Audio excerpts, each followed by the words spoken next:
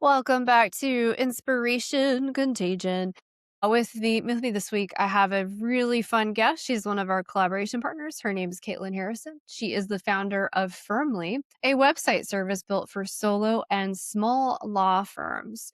Through Firmly, she helps attorneys clarify their positioning, communicate their value, and attract better fit clients through systems based websites designed to convert. With 20 years of experience in branding, web development, and client experience design, Caitlin bridges strategy and execution, helping law firm owners build marketing foundations that are professional, ethical, and sustainable. With that, welcome, Caitlin. Thank you for having me. I'm excited to be here. Of course.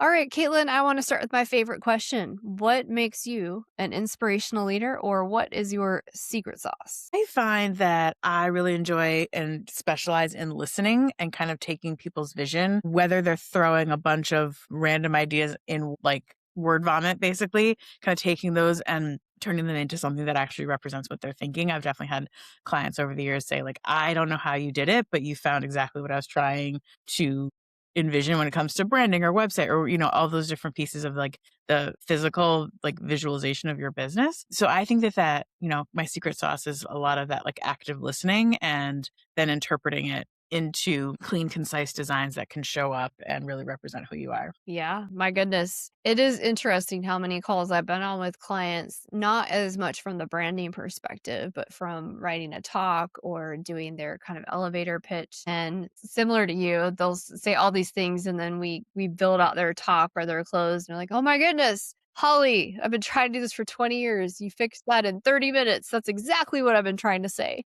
Exactly. Yeah. And so I think there's so many pieces of that as a business owner that when you're so close to it, it's that phrase of like you can't see the label from inside the bottle.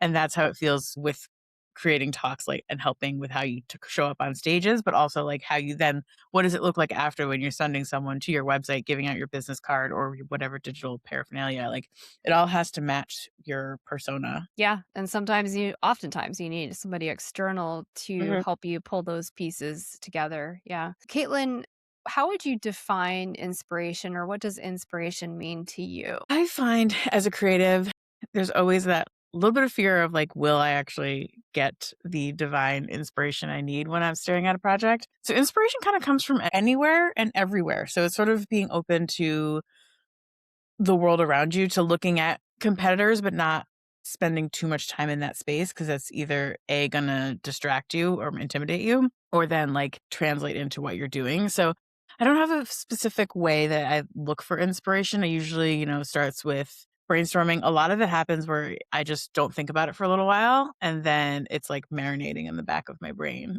And then the idea will appear. Yeah. I love it when clients when you're like sharing with them the new body of work and what it will cost and they try to break it down into hourly and I'm like, that's cute. The reason is because, as I'm sure Caitlin, you're the same, you work with their clients and there are hours you're specifically doing the work, but then it's also percolated and simmering. And oftentimes the creative solutions come when I am doing a sensory deprivation float or I'm swimming or I'm in the shower or I'm dreaming. And so I think it's really cute when they're like, oh, this many hours. And I'm like, well, first of all, do you know how many years of experience it took to get to this skill? And then secondly, do you really think that I'm able to turn this brain off and not work on my client's stuff until we solve it? Like, that's cute. No.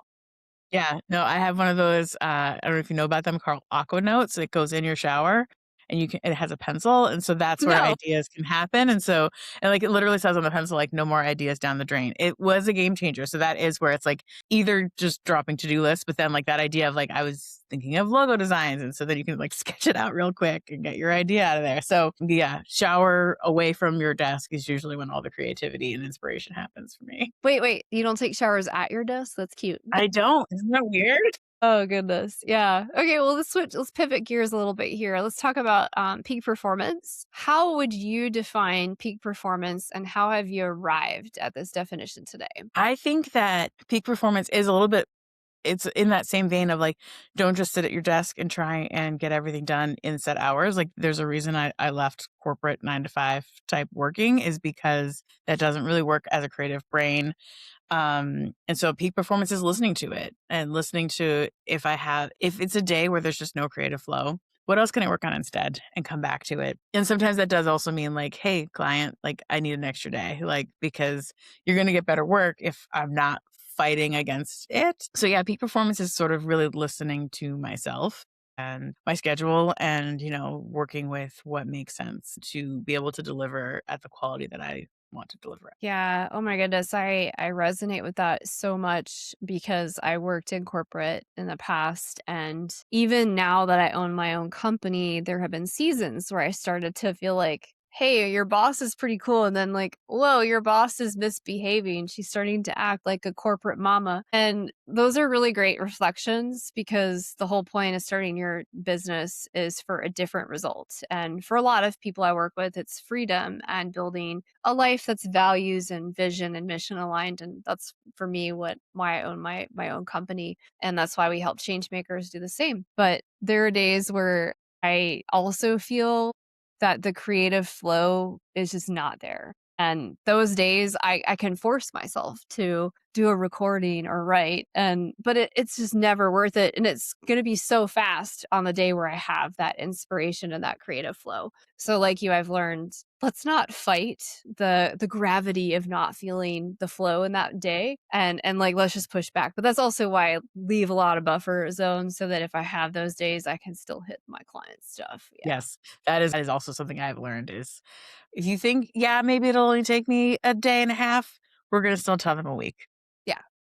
Yeah, you can't put pressure on true creative flow because they're complete opposites. That doesn't make sense. So with that, we kind of are alluding to this already, but what are some challenges or obstacles that you faced along your journey to peak performance in your company? Yeah, I think it's I hold myself to a really high standard, and I wanna make sure that my clients always feel like I've nailed the brief, for lack of a better like, that, it represents them in a way that they're then proud to come into various spaces and stages and rooms and know that whoever follows them and looks them up online, they're not gonna be like, "Wait, that doesn't match who I met." So yeah, the challenges are always kind of scheduling. I'm a mom to a young kid, so that always can kind of throw a wrench in. So those some of those are like just those like tactical challenges of time versus energy versus no like life happens, right? So yeah, I think that kind of covers it based on what I was also just kind of talking about is like I've really learned not to push myself because then I get into the whole beating myself up and then that's an even worse spiral. So building in the buffer and knowing that communication is also usually really key that like the more you communicate when life happens, the more a client is going to understand and that also helps me stay in my integrity. Yeah, I was actually just recording, I did a live stream earlier this morning and was talking about the importance of like human centeredness, KPIs around how you measure success in your business for your employees, for your customers. But what this brings up, as you shared what you just did, is when we are authentic, transparent, and open in our communication, which communication is queen or king, our clients are going to be a lot more compassionate because one, they see that you're human. Two, they see that they can trust you. And three, that's why we learn from those experiences of creating more buffers for ourselves, creating more space. But also, when life happens, because you are human, you're not a robot, just communicating that clearly and owning that and still knocking it out of the park, even if it's a day or two late. Yeah. How have you created a culture of peak performance in your company, whether you have employees or you are your own boss? I am my own boss. I have some subcontractors I've started to work with in the last year or so. And so it is a matter of trying to build out systems because when you're your own boss, you don't necessarily have to document what you're doing. Then you sort of then end up that when you're sick, there's no one to help get into the WordPress site. And so things like that. So building into the team and setting out the boundaries and the standards and stepping more into that creative director role when it comes to certain parts that yes, that we can do that. But yeah, it's just a matter of again focusing on the communication too, where it's like when you're working with subcontractors, they're not your employees. So they obviously have their own boundaries and limits and stuff. So that it's just for me, it was like a couple of times it was like, just send me a note, let me know what's up. I don't necessarily we've set a deadline or whatever, but if something happens or So again, I'm big on communication, and that's really how I've trying to build that into what I'm building as I'm adding on team members is communicate because we're all again leaning into that human piece that